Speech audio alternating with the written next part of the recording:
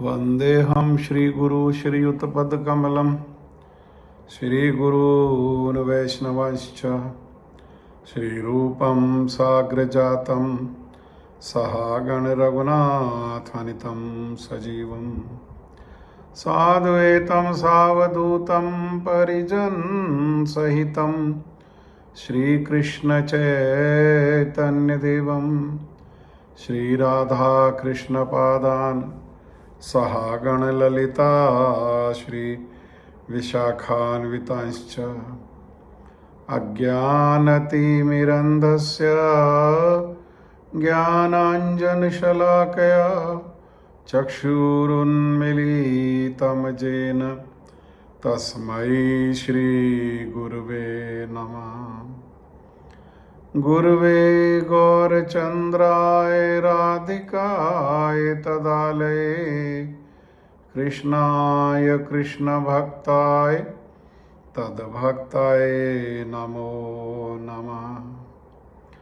वाञ्छाकल्पतरुभ्यश्च कृपासिन्धुभ्यैव च पतितानां पावनेभ्यो वैष्णवेभ्यो नमो नमः। यं प्रव्रजन्तमनुपेतमपेतकृत्यं द्वैपायनो विराकातराजुहाव पुत्रेति तन्मयतया तर्वोऽभिनेदुं स्तं सर्वभूतहृदयं मुनिमानतोऽस्मि। तमादिदेवं करुणानिधानं तमालवर्णं सुहृतावतारम् अपार संसार समुद्रसेतुं भजामहे भागवत स्वरूपम। हे कृष्ण करुणा सिंधु दीनबंधु जगतपते गोपेश गोपिका कांत श्री राधा कांत नमस्तुते। तप्त कांचन गौरांगी श्री राधे वृंदावनेश्वरी वृषभानुसुते देवी प्रणमामि हरिप्रिया। भक्त्या विहीन अपराधलक्ष्ये क्षिप्तश्च कामादि तरंगमध्ये कृपामयि त्वां शरणं प्रपन्ना वृंदे नमस्ते चरणारविन्दं वृंदे नमस्ते चरणारविन्दं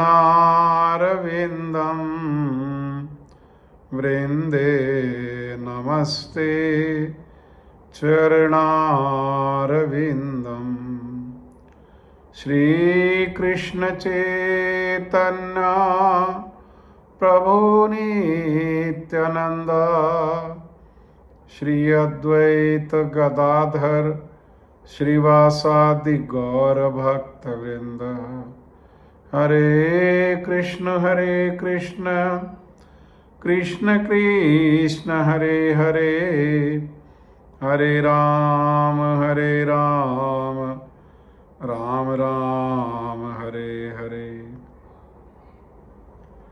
मैं सर्वप्रथम मेरे गुरुपाद पद्म नित्य लीला प्रविष्ट ओम विष्णुपाद परमहंस परिव्राजक आचार्य स्तोत्र शतयुगाचार्य श्री श्रीमद्भक्ति वेदांत शिल नारायण गोस्वामी महाराज जी के अभय चरणारविंद में अनंत कोटि दंडवत प्रणाम करते हुए उनकी कृपा याचना करता हूँ।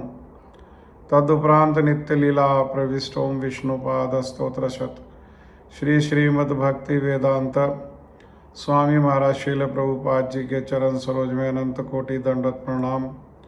रूप गुरु परंपरा के चरणों में अनंत कोटि दंडवत प्रणाम। ग्रंथराज श्रीमद् भागवत महापुराण, श्रीमद् भागवत कथा, श्रीमद् भागवत कथा के श्रोतावृंद, वैष्णव वैष्णवी, माता भाई बहन, प्रभु आप सभी को मेरा यथा योग्य प्रणाम। श्रीमद् भागवत महापुराण स्कंद 11 अध्याय 2 श्लोक संख्या 35। नवयोगेंद्रों से महाराज निमि की भेंट। इसमें श्री निमि महाराज के द्वारा प्रश्न किए जाने पर उत्तर देते हुए कवि योगेंद्र जो हैं वो 35वें श्लोक में कह रहे हैं, यानास्थाय नरो राजन ना प्रमादेत कहिर्चिता धावन निमिल्य वा नेत्रे ना स्खलेत पते न पतेति। हे राजन, जो व्यक्ति भगवान के प्रति इस भक्ति योग को स्वीकार कर लेता है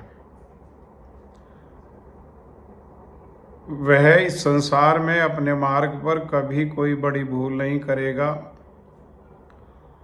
यहाँ तक कि ये भक्ति की ऐसी चमत्कारिता है, ये भक्ति का मार्ग भगवान को प्राप्त करने का इतना सहज और सरल है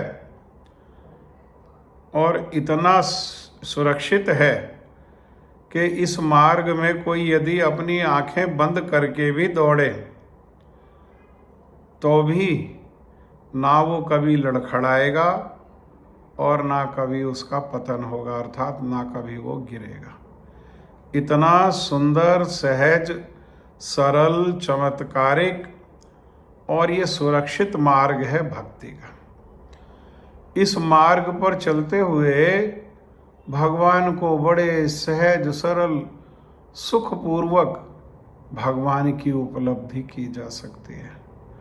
और जो उपाय हैं और जो मार्ग हैं, कर्म का मार्ग, ज्ञान का मार्ग, ध्यान का मार्ग, तप है, दान है, वे इस प्रकार से सुरक्षित और इतने शक्तिशाली और इतने सहज और सरल नहीं हैं। उनमें करते हुए भी पतन का भय, गिरने का भय हमेशा बने रहता है। जैसे इससे पहले श्लोक में कहा कि कोई जीव अज्ञानी भी है तो भी अगर वो भगवान के द्वारा बताया गया जो भक्ति का मार्ग है, अगर उसको पालन करता है अपने जीवन में तो सरलता से, सहज रूप में वो भगवान को जान सकता है और भगवान को प्राप्त कर सकता है। हमारे श्रील श्रीधर स्वामी इसी श्लोक को टीका करते हुए कहते हैं कि ये जो पिछले श्लोक में शब्द आया अज, अज का अर्थ है सरलता से, तो वास्तव में जो अज शब्द की व्याख्या है वो शब्द आया पहले श्लोक में, परंतु उसकी व्याख्या इस श्लोक में अधिक सुंदर तरीके से की गई है। हाँ, और वो कहते हैं अजापदेनोक्तम सुकृत्वम विवर्णोति। अज शब्द से भक्ति योग जो है संपन्न करने की जो सरलता है इस श्लोक में उसको स्थापित किया गया है। और इस श्लोक में ही ये अज शब्द जो है इसका जो है विस्तार किया गया है। भगवत गीता में भगवान श्री कृष्ण वो स्वयं अर्जुन के माध्यम से हम सब जीवों के मंगल के उद्देश्य से कहते हैं, प्रत्यक्षावगमं धर्ममयं सुसुखम कर्तुम आवयम। भगवान की जो भक्ति करने की विधि है वो कैसी है? वो जब करते हुए तब भी सुख है, तब भी आनंद है। भक्ति को जब कर रहे हैं साधन के रूप में, तो तब भी क्या है, तब भी भक्ति आनंद देने वाली है, भक्ति सुख देने वाली है हर प्रकार से। और भक्ति की उपलब्धि अर्थात भगवान के चरणों का आश्रय की प्राप्ति होने पर ये हर प्रकार का आनंद नित्य सनातन आनंद देने वाली है। ये संसार शोक देने वाला है, ये संसार भय देने वाला है, और ये संसार मृत्यु देने वाला है। परंतु भगवान की भक्ति वो कैसी है, वो अशोक प्रदान करने वाली है, वो अभय प्रदान करने वाली है, और वो अमृत प्रदान करने वाली है। इसको करते हुए भी सुख और प्राप्त होने पर भी इसमें सुख है। इसको एक उदाहरण से समझ सकते हैं। जैसे कोई व्यक्ति, आजकल कितनी गर्मी है, तो गर्मी में धूप में पैदल चलते हुए अगर किसी स्थान पर पहुंचे, तो पैदल चलने में कितनी गर्मी है, उससे उसके शरीर में ताप बढ़ जाएगा, पसीना बढ़ जाएगा, गर्मी जो है वो कष्ट देना शुरू कर देगी शरीर को। परंतु उसने क्या किया, एक स्थान पर पहुंचा और उसने वहाँ पर दरवाजा को थोड़ा सा खोला। थोड़ा सा खोलने पर वो एक कमरा है जिस कमरे में पहले से एसी चल रहा है। तो जैसे ही उसने दरवाजा को खोला तो उसको क्या होगा, उसको दरवाजा पर ही, अभी उस कमरे में प्रवेश नहीं किया, वो प्रवेश द्वार पर ही, थोड़ा सा द्वार खोलने पर ही उसको शीतलता लगने लगेगी और उसका जो शरीर को गर्मी का जो कष्ट था वो निवारण होने लगेगा। भक्ति ऐसा ही है, भक्ति के द्वार पर ही, अभी भक्ति में प्रवेश नहीं करने पर भी, प्रवेश करने पर तो हर क्षण दिव्य आनंद है, लेकिन प्रवेश नहीं करने पर भी भक्ति के द्वार पर ही, जैसे ही भक्ति के द्वार को थोड़ा सा खोलते हैं, तो भक्ति के द्वार पर ही श्रील रूप गोस्वामी पाद जी श्री भक्ति रसामृत सिंधु ग्रंथ में कहते हैं, दो वस्तुओं की उपलब्धि हो जाती है। एक, भक्ति जो है सारे कलेशों का हरण कर लेती है, और दूसरा भक्ति शुभदा है, शुभ को प्रदान करना प्रारंभ कर देती है। अभी भक्ति में प्रवेश नहीं किया, द्वार पर ही, जिसको श्री गोस्वामी तुलसीदास जी ने बड़े सुंदर रूप में कहा, मंगल भवन अमंगल हारी। भक्ति इतनी सहज सरल और सुख देने वाला जो मार्ग है भगवान को प्राप्त करने का, उसका प्रारंभ में ही हृदय में विचार आने पर मैं ऐसा करूँगा या मैं ऐसा करूँगी, मुझे ऐसा करना चाहिए, तभी कैसी है भक्ति। भक्ति जो है प्रारंभिक अवस्था में, जैसे बीज को बोएं पृथ्वी में और बीज जब अंकुरित होता है तो अंकुरित होने पर उसमें 2 पत्ते निकलते हैं। ऐसे ही भक्ति का मन में विचार आते ही ये भक्ति रूपी जो बीज है ये अंकुरित होते ही इसमें भी 2 पत्ते निकलते हैं। एक पत्ता भक्ति शुभदा है, दूसरा पत्ता भक्ति कलेशाग्नि है। भक्ति हर प्रकार का मंगल आनंद सुख प्रदान करने वाली है, और जीवन में जितने कलेश दुख शोक मोह भय आदि है, भक्ति उन सब का हरण करने वाली है। भक्ति वेदांत स्वामी महाराज श्रील प्रभुपाद जी यही श्लोक को टीका करते हुए कहते हैं कि भक्ति जो है वो अत्यंत सुखकर होती है। तो कहने लगे, स्वामी प्रश्न करते हैं ऐसा क्यों है? क्योंकि भक्ति में श्रवणम कीर्तनम स्मरणम विष्णु ये रहता है, जिससे मनुष्य को क्या है, वो भगवान की महिमा को श्रवण कीर्तन और स्मरण कर सकता है, जो सहज है। कैसे? अरे बैठ करके भगवान की महिमा को श्रवण करना। अगर कोई श्रवण कराने वाले नहीं भी हैं तो स्वयं ग्रंथ में, क्योंकि इस ग्रंथ में क्या है, ग्रंथ में कथा है। जैसे अभी हम ये कथा को हम पढ़ रहे हैं, तो ये श्लोक को हमने पढ़ा, तो ये श्लोक को भगवान के ही परम भक्त जो नव योगेंद्र हैं, उन्हीं में जो कवि योगेंद्र हैं, वो उनके मुख से हम कथा को सुन रहे हैं साक्षात। और जो ये फिर श्लोक की जो व्याख्या को हम सुन रहे हैं, ये स्वयं आचार्यों के द्वारा श्रील श्रीधर गोस्वामी पाद जी, श्रील विश्वनाथ चक्रवर्ती ठाकुर पाद, श्रील जीव गोस्वामी पाद, श्रील सनातन गोस्वामी पाद, श्रील रूप गोस्वामी पाद, हमारे गुरुदेव श्रील भक्ति वेदांत स्वामी महाराज श्रील प्रभुपाद और जगत गुरु श्रील भक्ति सिद्धांत सरस्वती ठाकुर प्रभुपाद, इन्हीं सब के द्वारा हम इसको सुन रहे हैं। तो साक्षात सुनने का अगर अवसर है तो बहुत श्रेष्ठ है। अगर साक्षात सुनने का भी अवसर नहीं है तो भी क्या कर सकते हैं, तो भी ये ग्रंथ को लेकर के हम बैठ करके साक्षात सुन सकते हैं।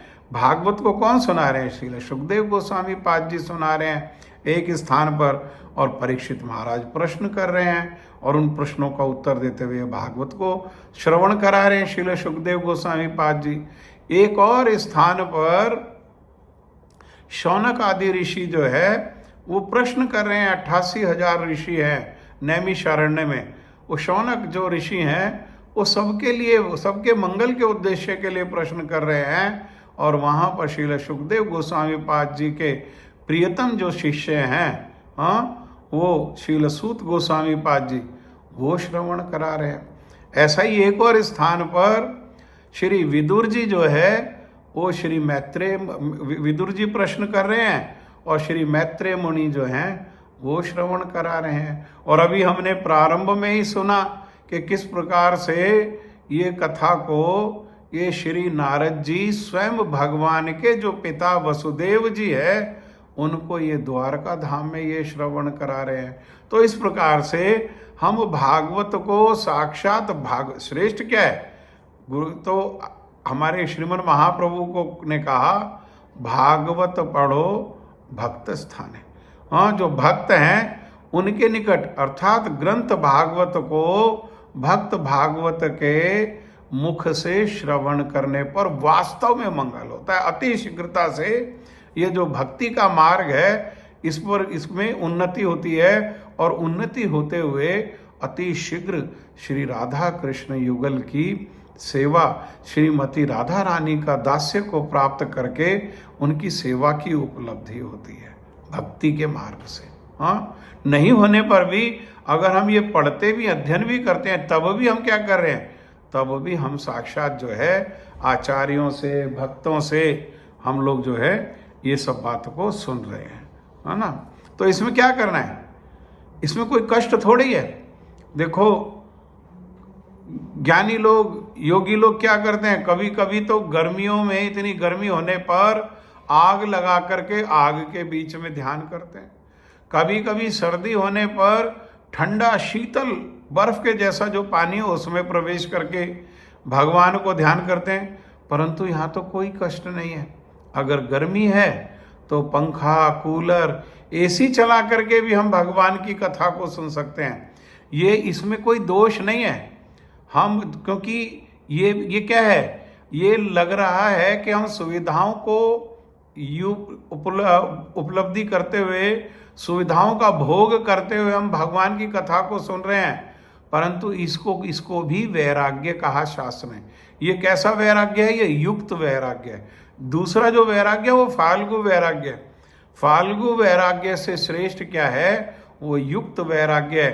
अर्थात सर्दी लगने पर सर्दी का निवारण करते हुए, गर्मी लगने पर गर्मी का निवारण करते हुए, आराम पूर्वक आसन हो करके जैसे तैसे सहज और सरल तरीके से क्या करें, ये भगवान की कथाओं का श्रवण, कीर्तन और स्मरण करें। भगवान की से संबंधित क्रिया को करते समय हम जो इन सुविधाओं का उपयोग करते हैं, तो ये क्या है, ये वास्तव में इन सुविधाओं का भोग नहीं, ये इन सुविधाओं का युक्त वैराग्य, अर्थात जो भी कुछ है वो सब किसकी संपत्ति है, वो सब भगवान की संपत्ति है। और उसमें स्वामित्व की भावना को नहीं रखते हुए और उसमें जो है अपना ममता, आसक्ति को नहीं रखते हुए उसको उपयोग करते हुए भगवान की सेवा में नियोजित करें, है ना।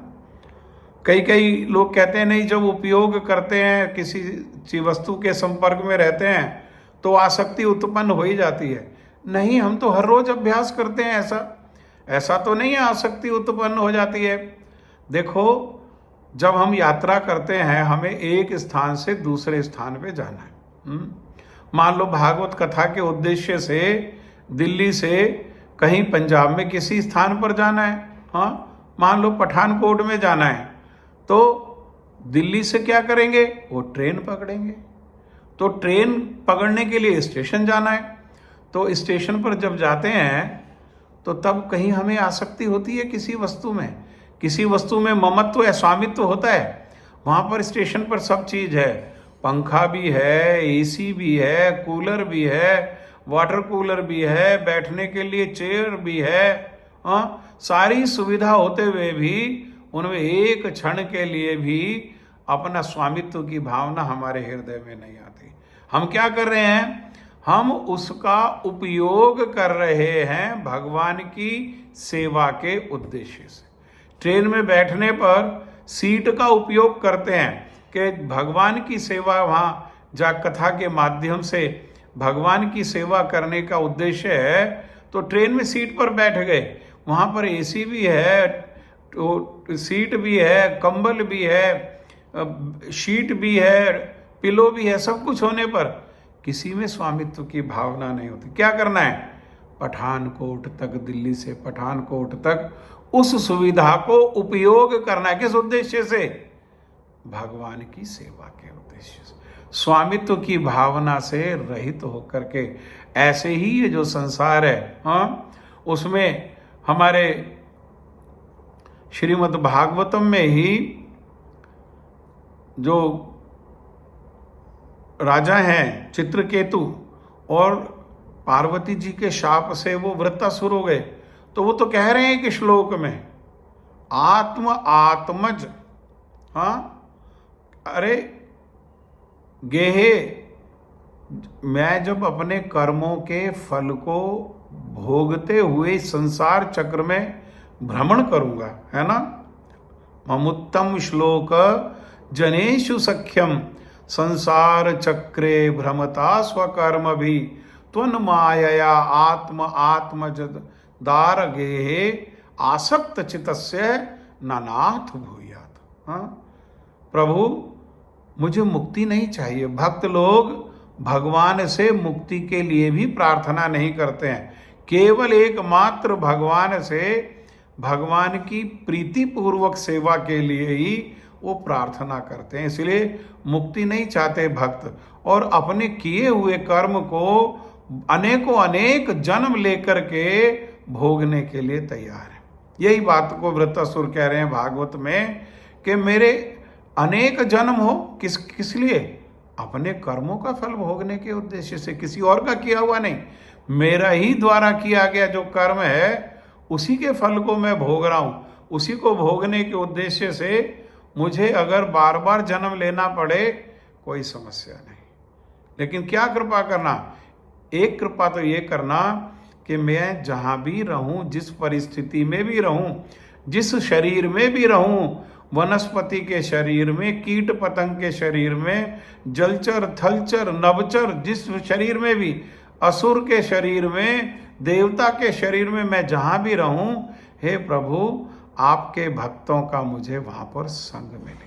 कारण क्या है, भक्तों का संग की इतनी महिमा क्यों है, क्योंकि भगवान के जो भक्त हैं वो किसी परिस्थिति में हमें भगवान का विस्मरण नहीं होने देते। जगत में संपत्ति क्या है, अरे जगत में वास्तविक जो संपत्ति है वो भगवान का स्मरण ही वास्तविक संपत्ति है। और विपत्ति क्या है, तो सारी विपत्तियों का जो मूल है वो भगवान का विस्मरण ही विपत्ति है। भगवान के विस्मरण से बड़ी विपत्ति और भगवान के स्मरण से बड़ी संपत्ति इस जगत में कोई दूसरी नहीं है।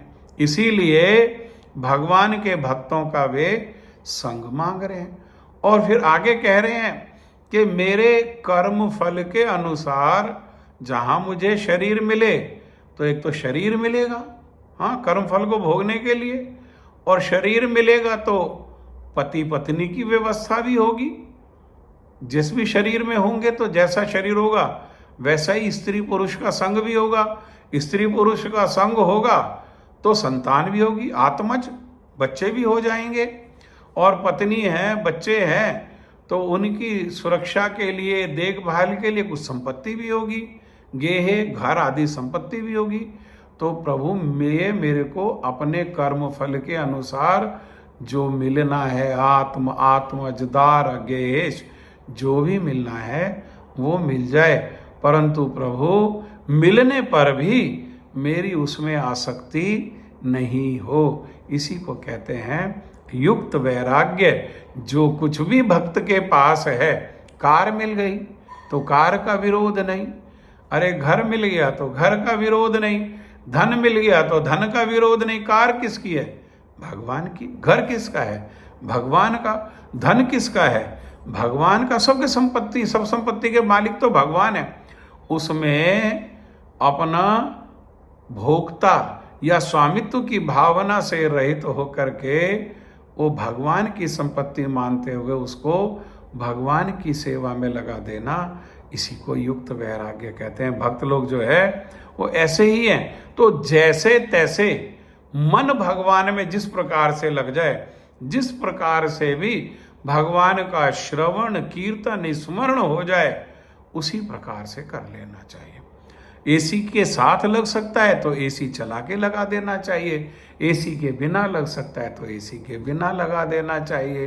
हाँ, 56 भोग खा करके लगता है तो 56 भोग खा करके लगा लेना चाहिए, और बिना खाए अगर भगवान में मन लगता है तो भगवान में बिना खाए मन लगा लेना चाहिए।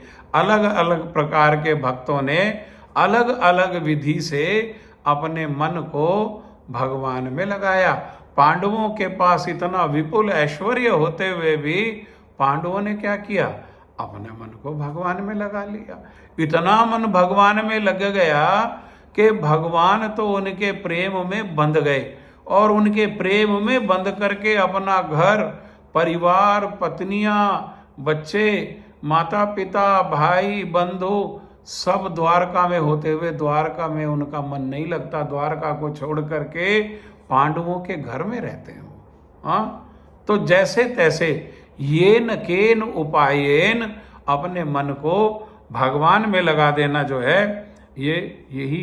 अरे अच्छा अच्छा खाने का मन है भैया, अच्छा अच्छा बनाओ, और अच्छा अच्छा बना करके भगवान को तुलसी पत्ता दे करके, साथ में ठंडा मीठा सुगंधित जल दे करके, और जल में भी तुलसी पत्ता दे करके भगवान को भोग लगाओ। हमारे ठाकुर जी तो चटोरे हैं। हाँ, वो तो 56, उनको तो 56 भोग लगता है हर रोज। हाँ, गिरिराज जी में तो दिन में अलग अलग स्थान पर कई कई बार भोग लगता है, 56 भोग। तो वो 56 भोग लगाओ, और बढ़िया बढ़िया खा करके अगर भगवान का भजन हो सकता है तो वो भोग लगा हुआ जो भगवान के द्वारा छोड़ा गया उचिष्ट प्रसाद है, उसको पा करके भगवान का भजन करो। अन्यथा तो हमारे महाप्रभु का तो आदेश है, भजनशील जो भक्त हैं उनके लिए, भालो ना खाइबे, भालो ना पहरीबे, ग्राम वार्ता ना सुनीबे, ग्राम वार्ता ना करीबे। ये 4 चीज बाधा हैं। बहुत रजोगुणी स्वादिष्ट जो है वो नहीं खाना चाहिए, भालो नहीं खाना चाहिए। लेकिन इसका अर्थ नहीं भगवान के भोग के लिए नहीं बनाएं। भगवान के भोग के लिए खूब स्वादिष्ट, खूब व्यंजन बनाएं, रजोगुणी भोग भी लगाएं, क्योंकि भगवान तो जो है उनको राजभोग लगता है दोपहर में। हाँ, तो बहुत सुंदर रूप में भोग बना करके भगवान को लगाएं। जैसा सामर्थ्य है, सामर्थ्य के अनुसार आलस्य से रहित होकर के स्वयं भगवान की सेवा में उपस्थित हो, प्रयास करके उपस्थित होकर के, नहीं बाजार से मंगा करके, हाँ, अपनी सेवा लगा करके भगवान के लिए भोग बनाएं। उसमें भोग लगा के जब प्रसाद हो जाए तो भक्तों में बांट दें। और स्वयं क्या करें? स्वयं साधारण रूप में ये शरीर जैसे तैसे बना रहे, इस शरीर की आवश्यकता के अनुसार ये संसार से वस्तुओं को ग्रहण करके और अपने मन को भगवान में लगाएं। अगर बहुत रजोगुणी खाएंगे तो उससे क्या है, उससे मन में जो है उसमें विचलन होगा, शरीर में भी विचलन होगा। इसलिए साधारण भालो ना खाइबे, भालो ना पहरिबे। बहुत अपने आप को श्रृंगार करना, दूसरों को प्रभावित करने के उद्देश्य से, उसमें कभी बाल काले करने में कितना समय, कितनी एनर्जी चली जाती है, कितना पैसा चले जाता है। समय का अपव्यय नहीं करना, पैसे का अपव्यय नहीं करना। हाँ, कितना फेस मसाज कराने में कितना समय और पैसा लग जाता है। ये सब छोड़ करके साधारण भगवान को ये सब श्रृंगार पसंद नहीं है।